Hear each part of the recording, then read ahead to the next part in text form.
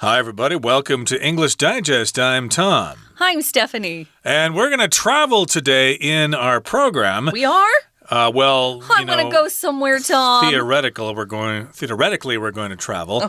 But if we could travel, if we could leave the studio, maybe we would consider going to the Middle East, the country of Jordan there. It might be a little hot right now. Could be. If you don't mind the heat, though. I do. It would be a desirable destination. It's cool. If you don't like the heat, maybe you should consider going down to New Zealand or Australia. It's winter down there now.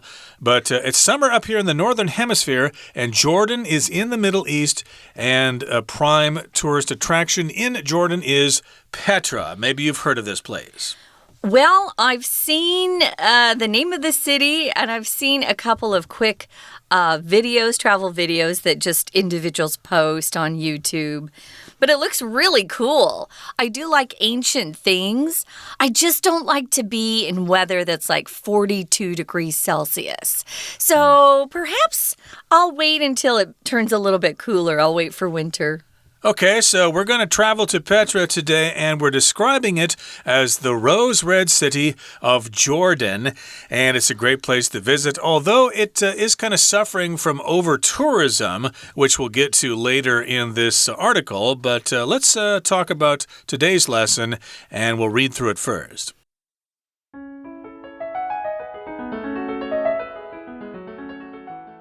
The first thing travelers see of the ancient city of Petra in southern Jordan is the Siq. This is a mile-long cleft that twists and turns through high sandstone cliffs. This gloomy passage is only 3 meters wide in some places and was formed in ages past by a geological fault. Smoothed down over the years by erosion, the Siq is now lined with stones that were sacred to the people who lived in the city beyond. Emerging from the narrow passage, visitors gaze in wonder upon Al-Khazneh, the Treasury, which was once the tomb of kings. This temple was carved out of the sandstone by the residents of Petra and goes deep into the rock behind it. Tall pillars hold up the exterior, which is elaborately decorated with figures associated with the afterlife. These include 4 stone eagles said to carry away the souls of the dead, and statues of Castor and Pollux, legendary twins from Greek myths. Throughout the basin, more marvels can be seen. Like Al-Khazneh, much of Petra was built into the cliffs of this hidden valley. The magnificently carved Ad Deir, the monastery, is second only to Al-Khazneh. Petra abounds with equally impressive tombs, many of which can be seen from the theater, a massive arena close to where the valley opens out into the plains. In addition, there is the Petra Pool and Garden Complex. Once, this was thought to have been a market area. However, scholars now believe it was a garden featuring a fountain, a swimming pool, and an island pavilion. Along with the stunning architecture, the landscape itself is responsible for giving Petra much of its beauty. The rose-red sandstone that encloses the valley has been described as giving the city the color of the blush of dawn.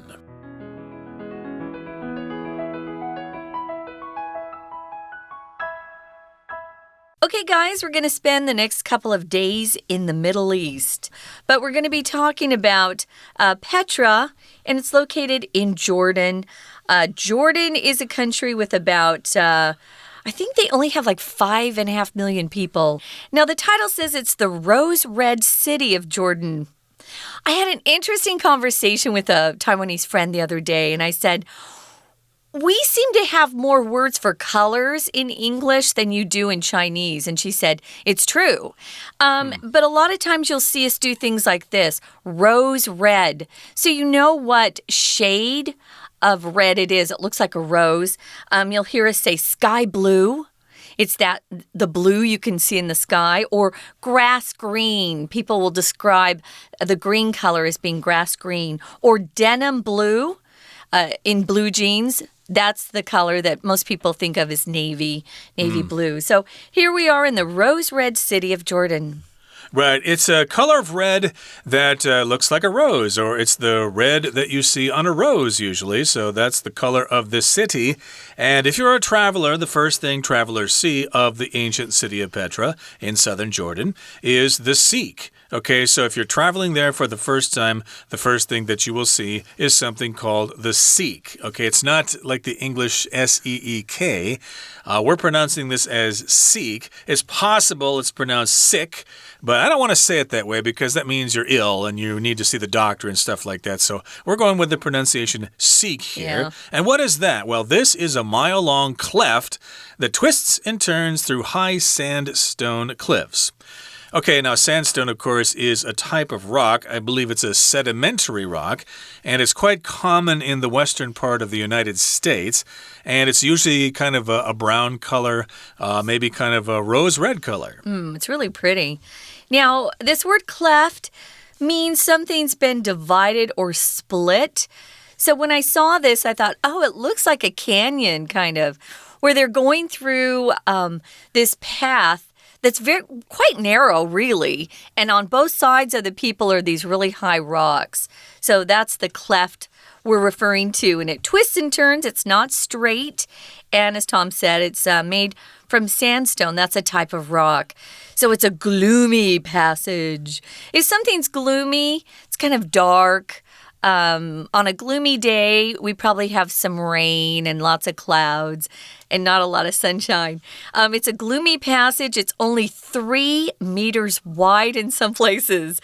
So if you get claustrophobia, if small and tight spaces are hard for you, I don't know if this is a place that you want to walk through. That's pretty tiny. And it was formed in ages past by a geological fault, meaning at some point in the history of the Earth, the earth split or rocks or mountains split. We're not really sure how it happened, but here in Taiwan, we live on a fault. And when we have those earthquakes, that's when our earth is moving. We're on a geological fault here in Taiwan. Yeah, that's where rocks move against each other. If you've ever studied plate tectonics, you know the Earth's plates rub into each other and cause earthquakes and volcanoes and stuff like that. I think there's actually quite a few faults here in Taiwan. I think we're on at least 2 major faults. I think so. Yeah. The Philippine plate and the Asian plate, Eurasian plate or something run into each other. But in any case here, they have faults there too. And this fault caused this cleft in the Earth's surface there. And it's a geological fault that, of course, has to do with geology or the study of the Earth's features and rocks and plates and stuff like that. I think you told me before your father is really into geology, right? Yeah, his bachelor's degree was in geology. And I used to think, who would get that as a degree, just to study the earth and rocks? My dad loves rocks. He's an attorney now. He went on to law school, but he still loves rocks, and he has collections in the backyard and in his closet. It's crazy. So it's smoothed down over the years, like a lot of things smooth down here on the earth, and that's by erosion. Either water constantly hitting something, and erosion just means something to be worn away slowly, or sometimes it's by wind. And here, we're not really sure. I would guess it's more wind erosion than water, but you'd have to check with those who live in Jordan. Now, the Seek is now lined, or it's got these stones on both sides that were sacred to the people who lived in the city beyond. So it's lined with these stones that are considered spiritual or meaningful to people who are religious. So you need to be careful if you go over there as a tourist and be respectful, of course. Exactly. And remember, the Seek is it is a great tourist attraction, of course, but that's not the only reason you're going through that Seek there. Emerging from the narrow passage, after you have gone through that narrow passage, you will gaze in wonder upon something called al-Khazna. I hope I said that correctly. I don't speak Arabic at all, but that is also referred to as the Treasury. The Treasury, of course, is where the money is kept. Of course, every country has a treasury where the money is kept in accounts and things like that. And this particular treasury was once the tomb of kings. So I don't know the relationship between the treasury and kings, but they put the bodies of kings in there. That was the tomb. A lot of kings, when they were buried, wanted to have their wealth buried with them, as if they could take it to heaven and spend their gold in heaven. No, not really. So it is kind of a cool place, though. This is a temple, and it was carved out of sandstone by the people there in Petra, the residents. If you're a resident, guys, it means you live in a particular country or city, town. It doesn't necessarily mean you're a citizen of that country. Tom and I are residents of Taiwan, but we are not citizens of Taiwan. So you all who are listening are residents of Taiwan. Now, this goes deep into the rock behind it. So it sounds like it's not just a shallow temple. It goes way into the rock. So there's a lot to see there. Indeed. And of course, this place was built by the residents of this place in the past. I don't think they live there anymore. They moved away.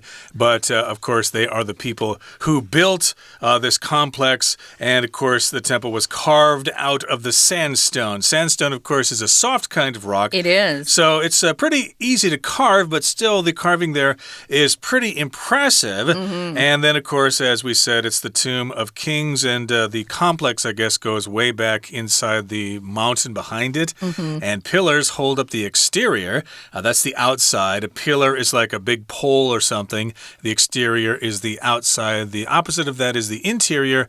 And the exterior is elaborately decorated with figures associated with the afterlife. So yeah, it's a tomb there, so you can expect to see symbols there representing what's going on in the next world, in heaven or purgatory or whatever it is they believed in. Yeah, afterlife is just wherever we go after we die. And for some bad people, I hope they go to hell. And for the good people, they're going to go to heaven. So that's what afterlife is. Exterior, we use it a lot when we talk about making a differentiation or differentiating between inside and outside. For example, I like the interior of that home. Maybe you're shopping for a new house, but I don't like the exterior. I would definitely repaint it, paint it a different color, maybe change the landscape. Or if you're going to buy a new car, you might want to get leather in the interior. So you'd get leather seats in the interior of your car. Interior, exterior, those are both really important words. We're going to continue on, guys, but first we're going to throw the time over to our Chinese teacher, and then we'll be back. 听众朋友大家好，我是安娜。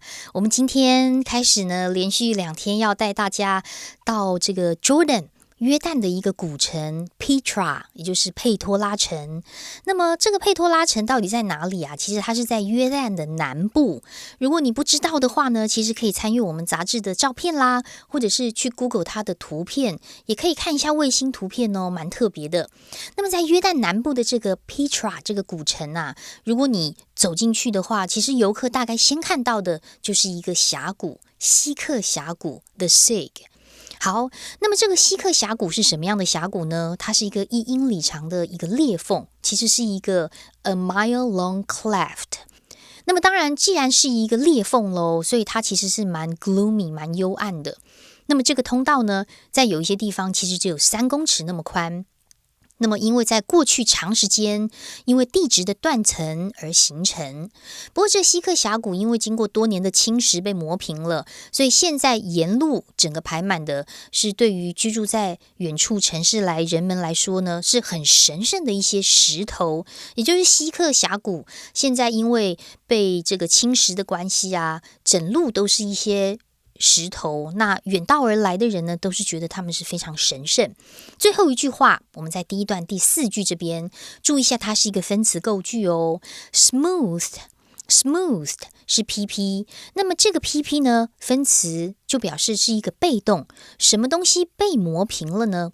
分词构句的主词会出现在句子中间逗点之后的地方 the sick。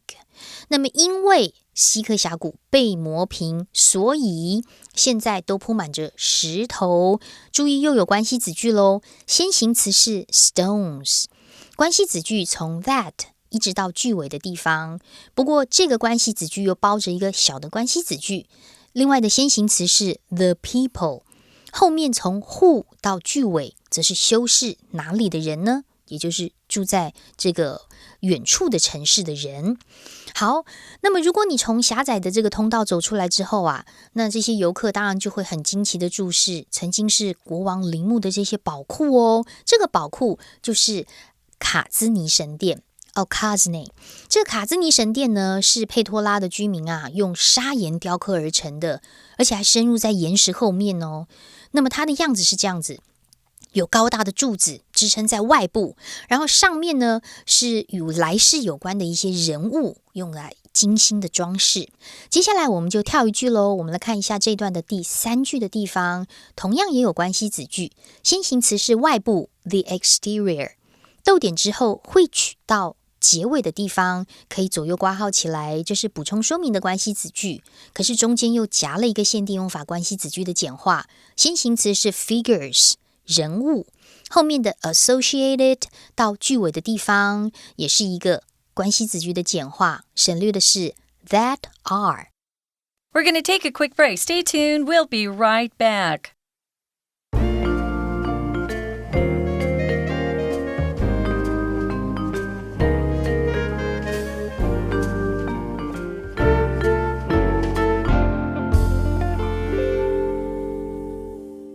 Welcome back, everybody. We're continuing to talk about Petra in Jordan, and we're describing it as the rose-red city of Jordan. Now, in the first part of our lesson, we described the Seek, which is a narrow passage that winds through the high sandstone cliffs, and then at the end of your journey, you will be able to see something called the Treasury, and that was once the tomb of kings. And, of course, as you're there, you'll see the columns that support the exterior, and then you'll also see figures carved into the stone associated with the afterlife. Now, what are some of those symbols? Well, these include 4 stone eagles said to carry away the souls of the dead, and statues of Castor and Pollux, legendary twins from Greek myths. So that's what you will see carvings of.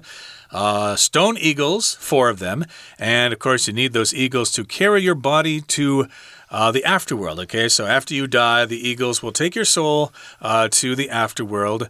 And then, of course, we've also got statues of these 2 guys, Castor and Pollux, and they're from Greek myths, which, of course, are stories, ancient stories from different cultures. Of course, we always talk about Greek and Roman myths, or what are they, Norse myths, Chinese myths, etc. Yeah, so it's a traditional story. It's usually about the early history of a people. And it's usually a story that explains some sort of natural or social phenomenon that people of that age didn't quite understand.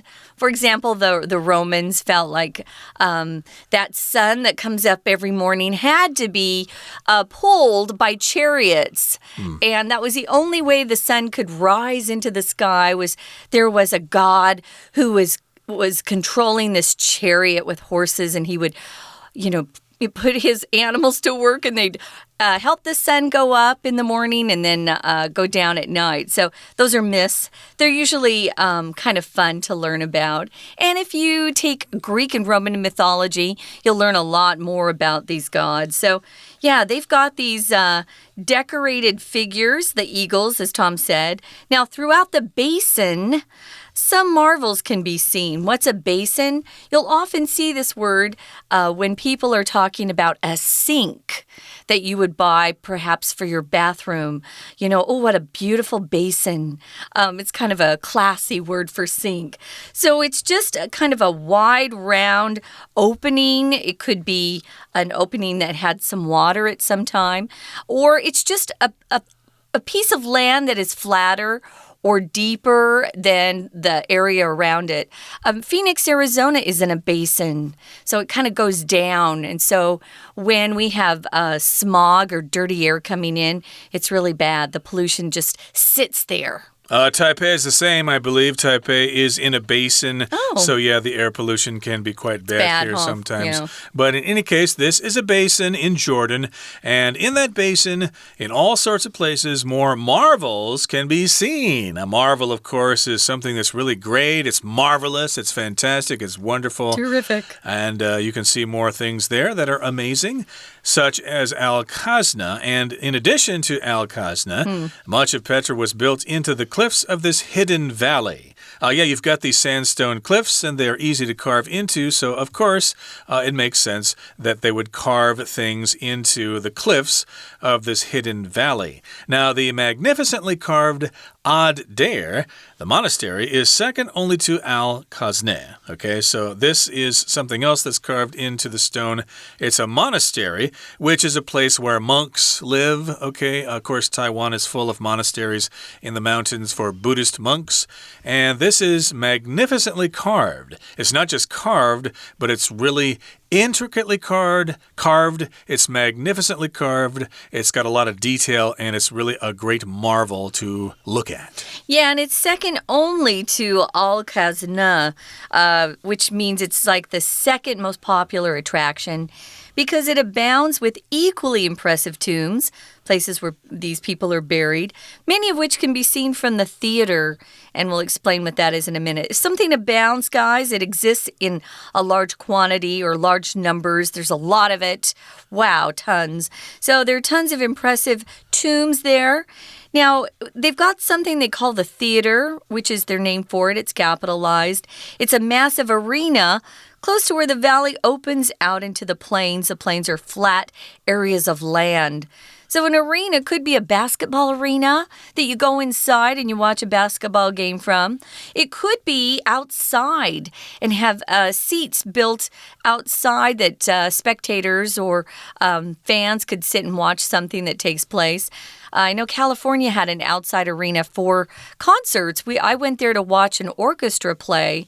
So we have different kinds of arenas. It could be outdoor or indoor. And so it's a massive place close to where the valley opens out into the plains. Okay, and in addition, or also, there is the Petra Pool and Garden Complex, which means that they have lots of different buildings and structures there. And once this was thought to have been a market area. So, of course, we don't really know exactly what they use these things for. I guess there are no written records, but scientists kind of looked at it and they thought, well, it must have been a market area. It's where they went to sell vegetables and meat and stuff like that. However, scholars now believe it was a garden featuring a fountain, a swimming pool, and an island pavilion. So yeah, before it maybe wasn't a market, but actually it was a garden where people could hang out. It would have a fountain, water squirting up into the air, a place to go swimming, a swimming pool, and an island pavilion. What exactly is a pavilion? It's kind of a fancy shelter that's usually built in a park, and it's open, but there's a roof over it. My grandpa built a pavilion in my parents' backyard, which is lovely, but it doesn't have to be big. It's just kind of a fancy summer house or decorative building. So along with the stunning architecture, and remember, architecture refers to the style of buildings, not the building. So the style of the architecture is stunning. It's beautiful. And the landscape itself is responsible for giving Petra much of its beauty. Yeah, it sounds really beautiful. If it's the landscape, it probably has nothing to do with man building things and, putting together these beautiful tombs and pavilions. It is due to nature being beautiful. So it's a rose red sandstone. We have that color sandstone in Arizona, by the way. Okay. Yeah, it's quite beautiful. And it encloses the valley. So if something encloses something else, it's kind of like a barrier that goes around it or a fence, something that holds something in. It surrounds it, it closes it off from other things. So it encloses. Sometimes if people send you email, especially a business email, they'll say there's an enclosure attached or I've attached an enclosure. We used to say enclosure. For regular mail, we just put something in addition to the letter we wrote inside. That's an enclosure. So it encloses, that's the verb to enclose. And it's been described as giving the city the color of the blush of dawn. Blush, guys, is that beautiful pink shade that a lot of women use to put on their cheeks to make them look beautiful. Yeah, it's kind of a red-pink color, and that's often the color you see at dawn if any of you get up that early. Okay, that brings us to the end of our explanation for today. We're now going to listen to our Chinese teacher.